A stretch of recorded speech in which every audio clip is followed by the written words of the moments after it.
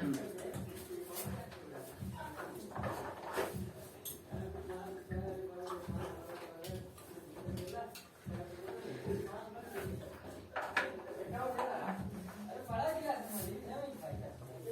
है।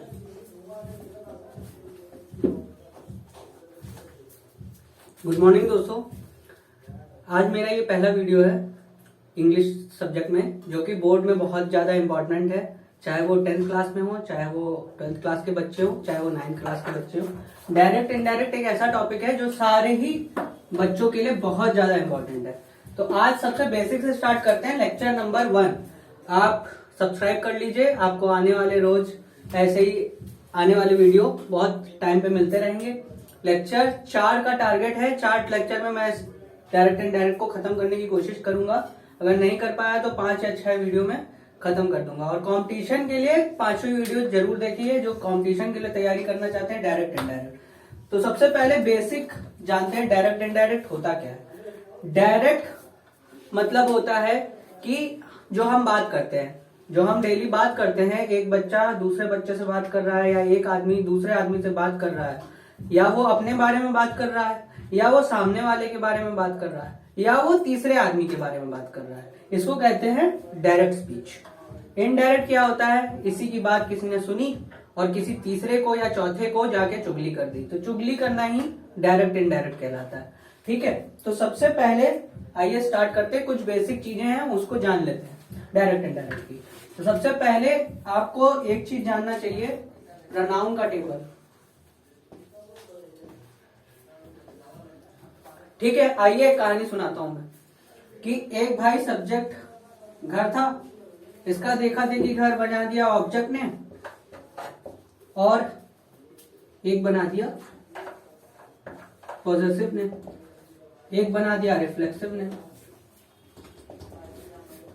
ठीक है, अब ये देखा देखी इन्होंने 4 घर बनाए और चारों में मेंबर एक ही को रखा, लेकिन सबने अलग अलग नाम से रखा। ठीक है, तो मेंबर के नाम थे I, V, U, they, he, she और it। I, V, U, they, he, she, it।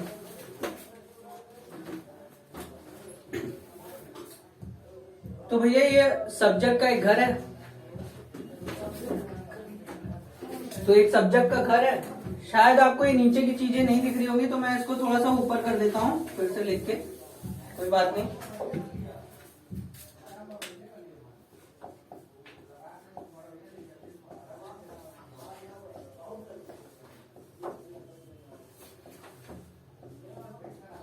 ठीक है, I, V, U, they, he, she, it।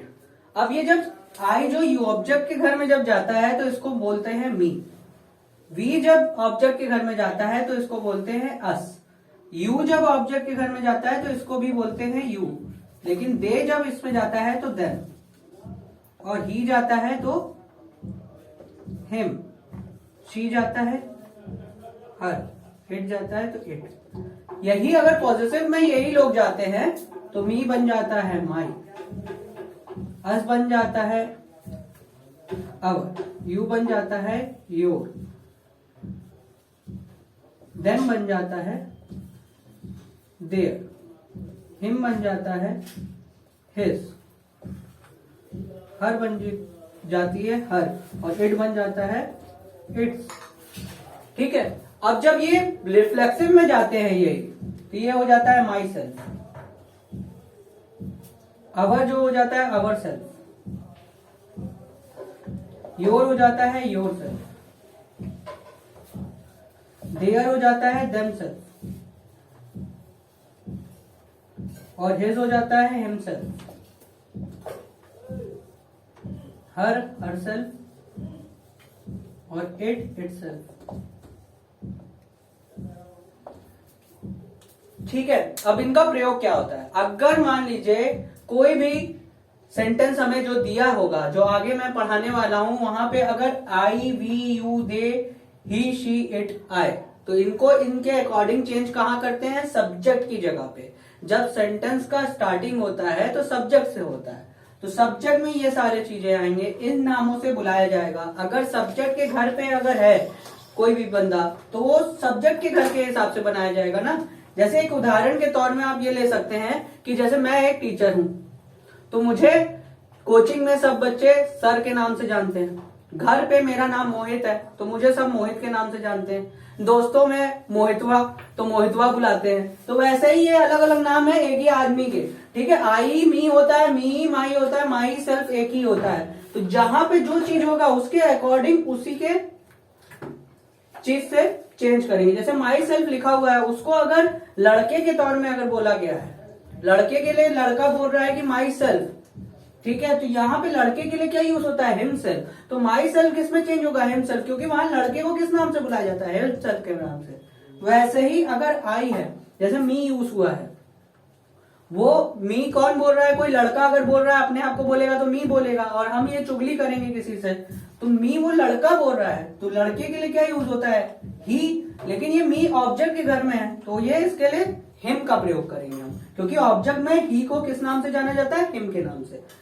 ये आप टेबल बना लीजिए, इसको इस तरह से दिमाग में बैठा लीजिए जैसे मैंने बैठा लिया। अब ये अगर दिमाग में बैठ जाएगा तो आप यूज कर लेंगे, ठीक है। ये सबसे बेसिक चीज था। इसके बाद आता है, जानना है बेसिक्स ऑफ डायरेक्ट का। डायरेक्ट का स्ट्रक्चर क्या होता है, स्ट्रक्चर होता है, सबसे पहले आता है सब्जेक्ट, फिर आता है रिपोर्टेड वर्ब, फिर आता है ऑब्जेक्ट, उसके बाद कॉमा इन्वर्टेड कॉमा के अंदर जो भी लिखा होगा वो होगा रिपोर्टेड स्पीच। रिपोर्टेड क्या होता है? रिपोर्टेड स्पीच मतलब होता है कि जैसे रिपोर्टर होते हैं, जैसे इसमें डायरेक्ट होता क्या है कि मैंने उससे कहा, और जो कहा, जो कहने वाला है, जो वर्ब यूज करना है, तो वो एक रिपोर्टर की तरह हमने किसी एक बंदे से कुछ कहा तो मैं उसको क्या कर रहा हूँ, रिपोर्ट कर रहा हूँ, मैं उसको कोई सूचना दे रहा हूँ कि फलाने बंदे ने ऐसा तुम्हारे बारे में कहा, एक उदाहरण, या फलाने बंदे ने तुम्हारे बारे में वैसा कहा, या मैं तुमसे ऐसा कह रहा हूँ, तुम मुझसे ऐसा कह रहे हो, तो ये मैं उसको सूचना दे रहा हूँ, ठीक है। तो इसलिए यहाँ पे रिपोर्टेड स्पीच और रिपोर्टेड वर्ब का यूज हुआ है। रिपोर्टेड मतलब रिपोर्ट किया गया है, ये रिपोर्ट कर रहा है, वर्ब का यूज जो कर रहा है ये रिपोर्टेड वर्ब हो गया, क्योंकि एक आदमी दूसरे आदमी से कुछ कह रहा है तो वो जो वर्ब का प्रयोग हुआ है वो रिपोर्टेड वर्ब कहलाएगा। और जो अंदर जो स्पीच बोल रहा है, जो वो वाक्य बताना चाह रहा है, जो कथन बता रहा है उसको, वो क्या कहलाएगा, वो रिपोर्टिंग कर रहा है ना। जैसे न्यूज़पेपर रिपोर्टिंग करते हैं, वो बोलते हैं कि मैं संवाददाता आपको ये सूचना देता हूँ, वो हमसे बात करते हैं, और वो जो अंदर कथन बताते हैं कि आज बमबारी हुई, वो अपने बारे में नहीं बता रहे हैं, वो एक रिपोर्टर है, वो अपने बारे में ये बात नहीं बता रहा है, और ना वो हमारे बारे में बात बता रहा है, वो तो जनरल बात हमको सूचना पहुंचा रहा है। तो वो जो कथन जो बोल रहा है वो क्या है, स्पीच है, उसके तरफ से रिपोर्टेड स्पीच है, वो रिपोर्ट दे रहा है, उसका स्पीच है। रिपोर्टेड वर्ब 3 प्रकार का हो सकता है, ठीक है। वर्ब लिखा हुआ है तो 3 प्रकार के होंगे ही होंगे, हमेशा वर्ब 3 प्रकार, पास्ट, प्रेजेंट और फ्यूचर, ये तो आपको सब कुछ पता है, ठीक है। तो अगर मान लीजिए ये अगर प्रेजेंट या फिर फ्यूचर में हुआ, अगर ये प्रेजेंट या फ्यूचर में हुआ तो उसके नियम क्या होंगे। प्रेजेंट के उदाहरण कुछ देखते हैं, जैसे कि हो सकता है कि सेट हुआ है या सेस्ट हुआ है, ठीक है, या तो सेट हुआ आएगा या तो सेस्ट हुआ आएगा। तो अगर सेट हुआ आया तो इसको किस में चेंज करेंगे, टेल में चेंज करेंगे, और सेस्ट हुआ आया है तो टेल्स में प्रयोग करेंगे, इसको चेंज, टू हट जाए, शेल टेल में, यहाँ टेल्स मत कर दीजिएगा, ठीक है, क्योंकि विल के साथ हमेशा फर्स्ट फॉर्म लगती है। जैसे कि यहाँ पे हमको दिख रहा है विल के बाद से लिखा हुआ है तो फर्स्ट फॉर्म लगी हुई है, ठीक है। ये तो हो गया पहली बात कि अगर रिपोर्टेड वर्ब प्रेजेंट या फ्यूचर में होगा तो हम ये चीज चेंजमेंट कर देंगे। दूसरी बात आती है रिपोर्टेड स्पीच की। रिपोर्टेड स्पीच में जितना भी जो टेंस होगा वो टेंस तो पहली बात चेंज नहीं होगा, कब, जब प्रेजेंट और बात फ्यूचर की हो। जब प्रेजेंट या फ्यूचर में रिपोर्टेड वर्ब को चेक करेंगे, अगर ये प्रेजेंट में है या फिर फ्यूचर में है, या फिर प्रेजेंट में है या फिर फ्यूचर में है, तो रिपोर्टेड स्पीच का टेंस चेंज नहीं होगा। अगर ये दोनों फॉर्मूला, अगर ये चीज सेटिस्फाई कर रहा है कि रिपोर्टेड वर्ब में प्रेजेंट या फ्यूचर है, तो रिपोर्टेड स्पीच का टेंस तो चेंज नहीं होगा, टेंस चेंज नहीं होगा। ठीक है, अब आता है सन का नियम। वैसे इसकी कोई जरूरत नहीं है, आगे जब क्वेश्चन आप लगाएंगे तो आपको इसकी जरूरत नहीं पड़ेगी, लेकिन स्टार्टिंग करने के लिए आप सन का नियम जान सकते हैं, बहुत अच्छी चीज है, आप जान लीजिए। तो सन के ऊपर क्या लिखा मैंने यहाँ पे, इसको 1 नंबर, इसको 2 नंबर, इसको 3, ये क्या लिख दिया मैंने, ये लिखा है फर्स्ट पर्सन, ये लिखा है सेकेंड पर्सन, ये लिखा है थर्ड पर्सन। जैसे कि हिंदी में आपने सुना होगा एक वचन, द्विवचन और बहुवचन, वैसे ही इंग्लिश में होता है फर्स्ट पर्सन, सेकेंड पर्सन और थर्ड पर्सन। ठीक है, तो फर्स्ट पर्सन के उदाहरण हैं आई और वी। ठीक है, अब वो टेबल याद करिए जो मैंने आपको लिखवाया था कि आई वी क्या है, सब्जेक्ट है। आई वी क्या है, सब्जेक्ट के घर में अगर रहेंगे वो तो उसका नाम क्या होगा, आई वी। लेकिन वही अगर ऑब्जेक्ट में अगर घर में गए यही दोनों, तो इनका नाम क्या हो जाएगा, मी और अस। और यही अगर पॉजिटिव में गए तो इनका नाम क्या हो जाएगा, इनका नाम हो जाएगा माई और अवर। यही अगर रिफ्लेक्सिव में गए तो ये हो जाएंगे माई सेल्फ और अवर सेल्फ। ठीक है, आपको ये सारे चीजें चेंज करनी है। ठीक है, सेकेंड पर्सन में आता है केवल यू। अब यू याद रखिए, सब्जेक्ट में भी यू होता है और ऑब्जेक्ट में भी यू होता है। मैं आगे की क्लास में आपको ये बताऊंगा, आज ही जो मैं पढ़ाऊंगा उसमें मैं आपको ये दोनों कंफ्यूजन दूर कर दूंगा कि यू सब्जेक्ट में भी तो वही नाम से यूज होता है, ऑब्जेक्ट में भी वही नाम से होता है, तो हम पहचानेंगे कैसे कि वो सब्जेक्ट में है कि ऑब्जेक्ट में है। और थर्ड पर्सन में सारे आते हैं, ही, शी, इट, कोई भी नाम, लड़का या लड़की या दे, ये सारे के सारे जितने हैं थर्ड पर्सन है। तो अब ये SON का क्या मतलब है, तो ये है सब्जेक्ट, इसका फुल फॉर्म है सब्जेक्ट, इसका फुल फॉर्म है ऑब्जेक्ट, इसका फुल फॉर्म है नो चेंज। तो अब क्या है, ये जो IV है ये किसके अकॉर्डिंग चेंज होगा, सब्जेक्ट के अकॉर्डिंग। ये वाला सब्जेक्ट, इस वाले सब्जेक्ट की बात कर रहा हूं, जो ये फ्रेमिंग जो सबसे बेसिक स्ट्रक्चर है डायरेक्ट का, उसकी बात कर रहा हूं। यहाँ सबसे पहले क्या लिखाता है, सब्जेक्ट, फिर रिपोर्टेड वर्ब, फिर ऑब्जेक्ट। तो ये सब्जेक्ट के अकॉर्डिंग चेंज होगा। अगर इसके अंदर कोई बात लिखी होगी, इसके अंदर अगर आई लिखा होगा तो वो किसके लिए बोला गया है, इस सब्जेक्ट के लिए आई बोल रहा है। ये बोल रहा है ना, ये बोलने वाला है, ये अपने आप को क्या बोलेगा, आई। अगर ये लड़का हुआ तो इसके अकॉर्डिंग चेंज होगा, यानी कि ही में चेंज हो जाएगा। यू किसके अकॉर्डिंग चेंज होगा, यू ये ऑब्जेक्ट। ये अब भाई साहब बोल रहा है कि तुम अच्छे हो या बुरे हो, तो तुम किसके लिए यूज हो रहा है, ये ऑब्जेक्ट। जो आदमी जिससे बोल रहा है वो उसको तुम बोलेगा ना, तो ये तुम किसके लिए, ऑब्जेक्ट के अकॉर्डिंग। अगर वो तुम जो है वो लड़की हुई तो शी लगा देंगे, और वो अगर लड़का हुआ तो ही लगा देंगे। और बचा कुचा ही, शी, इट, नेम, ये कुछ भी आ जाए तो ये क्या होंगे, नो चेंज, ये चेंज ही नहीं होंगे, ये ही का ही रहेगा। क्योंकि क्यों नहीं होगा, अब अगर मैं किसी इंसान से कोई बात कर रहा हूँ कि फलाना वहां गया, तो वो फलाना मेरे लिए भी फलाना है, सामने वाले के लिए भी फलाना है, और जो हम चुगली करेंगे उसके लिए भी वो फलाना ही होगा। एक एग्जांपल लेते हैं तब आपको बात समझ में आएगी अच्छे से।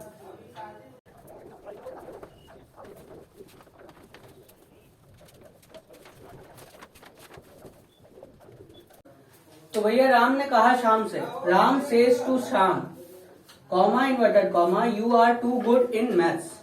ठीक है, ये क्वेश्चन है, Ram says to Shyam, comma inverted comma, you are too good in maths. ठीक है, अब यहाँ पे बात देखिए, ये सेज टू आ गया।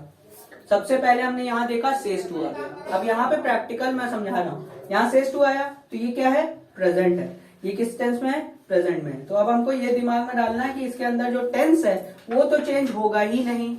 ये अगर यहाँ सेज टू आ गया, ये जो हमने अभी पढ़ा था प्रेजेंट में हो या फ्यूचर में हो, यहाँ सेज टू लिखा है ना, यहाँ कुछ लिखा तो नहीं है, सेज लिखा है, से या से टू लिखा है, तो यानी कि प्रेजेंट में, तो इसका टेंस तो चेंज होगा नहीं। तो लेकिन ये किस में चेंज हो जाएगा, टेल में, टेल्स में, क्योंकि यहाँ एस लगा है तो टेल्स में चेंज हो जाएगा। बस सिंपली ये टेल्स में चेंज कर दीजिए। राम तो राम ही रहेंगे, शाम भी शाम ही रहेंगे। अब यहाँ पे कॉमा इन्वर्टेड कॉमा की जगह पे आता है दैट, कॉमा और इन्वर्टेड कॉमा की जगह पे आता है दैट, इसके जगह पे दैट लगाएंगे। अब देखिए ये क्या कह रहा है, अब इसको बिना सन के नियम से करने की कोशिश करते हैं। देखिए क्या है, राम ने कहा शाम से, राम मैं हूं, शाम सामने वाला है, राम ने कहा शाम से, you are too good in maths, you are too good in math. ये यू किसके लिए यूज हुआ है, शाम के लिए। देखिए यहाँ पे एक शाम खड़ा हुआ है, ये शाम है, ये एक शाम है, ये राम है, राम ने श्याम से कहा कि you are too good in math, तो ये श्याम के लिए यू यूज किया गया है। ये यू किसके लिए यूज किया गया है? श्याम के लिए।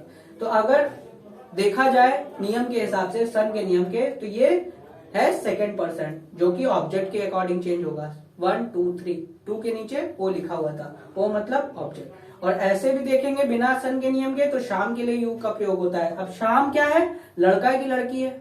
लड़की का नाम तो लग नहीं रहा है, लड़के का ही नाम है, तो इसके लिए क्या यूज होता है? लड़के का नाम के लिए ही का प्रयोग होता है, ही हो जाएगा।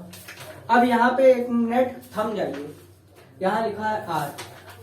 अब मैंने बताया था कि टेंस का चेंज तो नहीं होता है, समझ में आ रहा है ना? टेंस का चेंज नहीं होता है, टेंस का चेंज नहीं करेंगे। ये है प्रेजेंट कॉन्टिन्यूअस, ही के साथ आर का प्रयोग नहीं होता है। ही के साथ इसी का भाई, 3 भाई है इधर पे, ठीक है, इस आर एम, ठीक है। अब उसके अकॉर्डिंग चेंज, टेंस का मैं नहीं परिवर्तन कर रहा हूं, मतलब मैं टेंस को चेंज नहीं कर रहा हूं, मैं बस उसके अकॉर्डिंग हेल्पिंग वर्ब लगा रहा हूं। यू आर, ही आर नहीं होता है, ही इज होता है, तो यहाँ पे इस का प्रयोग होगा। हमने टेंस चेंज नहीं किया, आर का इज एक ही फैमिली के हैं। अब आगे का टू गुड इन मैथ्स। अब देखिए टू जो है ये एडवर्ब है, गुड क्या है? क्वालिटी है, एडजेक्टिव है। ये क्या है? ये है प्रीपोजिशन, और ये है नाउन। इन सब का चेंज मैंने कुछ बताया ही नहीं है, तो आप ऐसे ही लिख दीजिए, इसमें कंफ्यूज मत होइएगा। अब इसमें ये जो चीजें लिखी हुई हैं, इसमें कुछ मैंने बताया ही नहीं है। ये एडवर्ब का चेंज मैंने कुछ बोला ही नहीं, एडजेक्टिव का चेंज मैंने कुछ बताया ही नहीं, प्रीपोजिशन का चेंज मैं कुछ कहूंगा नहीं, और नाउन का चेंज मैं जानता ही नहीं, ठीक है। तो वो वैसे का वैसा लिख देंगे आप, इसको आप चेंज नहीं करेंगे, इसमें आप टाइम वेस्ट नहीं करेंगे, बचा कुचा जो चीज होगा वो लिख देंगे। अगर वर्ब ना आए तो, वर्ब आएगा तो आपको उसको पहचानना होगा और उस हिसाब से लगा देना होगा। इतना सिंपल है, आशा करता हूँ ये समझ में आया होगा। यहीं पे अगर विल से टू आया होता तो यहाँ पे विल टेल आ जाता और कुछ नहीं होता, बाकी ये सब वैसा ही रहता। चलिए आइए आपको आज सेकेंड लेक्चर का थोड़ा इंट्रोडक्शन दे देता हूँ। एक क्वेश्चन दे रहा हूँ होमवर्क के लिए, कमेंट में आप जरूर इसको बताइएगा कैसे होगा।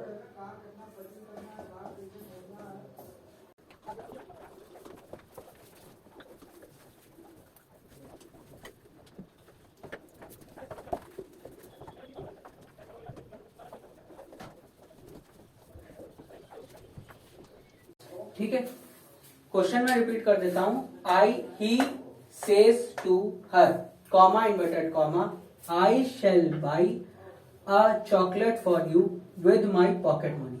ठीक है, अब यहाँ पे मैं थोड़ा सा हिंट देना चाहता हूँ जो बच्चे हैं, यहाँ पे देखिए ये आई आ गया, इसको चेंज करना होगा, यू आ गया, इसको भी चेंज करना होगा, माई आ गया, इसको भी चेंज करना होगा। मैं एक हिंट दे दे रहा हूँ, आप इसको करके आइएगा, नहीं आएगा तो मैं इसको इस कॉन्सेप्ट में भी आपको आगे जो पार्ट 2 पढ़ाऊंगा, जिसका इंट्रोडक्शन मैं देने जा रहा हूँ, उसमें आपको ये चीज क्लियर करके दिखाऊंगा। ठीक है, तो ये सिंपल सा है, ज्यादा कुछ टफ नहीं है इसमें।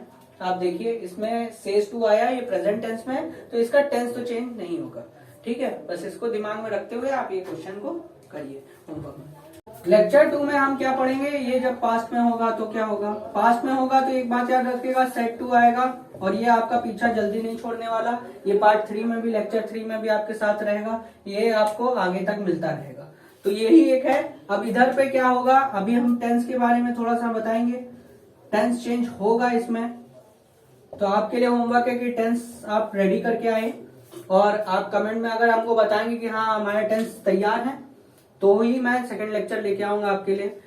ठीक है, टेंस का आपको नॉलेज होना चाहिए, क्योंकि टेंस चेंज होगा, आपको सारे बेसिक टेंस पता होने चाहिए। सेट टू है, उसको चेंज करेंगे, जैसे कि अभी सेज टू हो रहा था, से टू हो रहा था, विल से आ रहा था, या शेल से आ रहा था, सब चेंज हो रहा था, वैसे ये भी सेट टू भी चेंज होगा। सेट टू होगा चेंज, टोल्ड पे मैं पहले ही से बता दे रहा हूँ। ठीक है, और एक बात याद रखिएगा, कॉमा इन्वर्टेड कॉमा चेंज होता है दैट में, पिछली बार भी हो रहा था, इस बार भी होगा। ठीक है, टेंस में चेंज होगा, तो आपके लिए होमवर्क ये टेंस का आपको सारा नॉलेज होना चाहिए। ठीक है, तो मुझे एक चीज आपको ये सूचना देना चाहता हूँ कि कल बिहार एसआई का एग्जाम है, बिहार पुलिस का एग्जाम है। ठीक है, उसमें ये डायरेक्ट इनडायरेक्ट जरूर आएगा। तो अगर आपको कॉम्पिटिटिव एग्जाम के लिए अगर डायरेक्ट इनडायरेक्ट पढ़ना है तो आप प्लीज कमेंट करके मुझे जरूर बताइए। मैं आपको शॉर्ट ट्रिक के माध्यम से ये सारी चीजें आपको समझा दूंगा कब क्या होगा। ये इतना नहीं पढ़ना, ये जो 12th के लिए पढ़ रहे हैं ये बेसिक्स है, ये आपके लिए बहुत जरूरी आएंगे, बहुत जरूर काम आएंगे, और ये पुलिस का जो एग्जाम कल होने वाला है उसमें जरूर आएगा। धन्यवाद।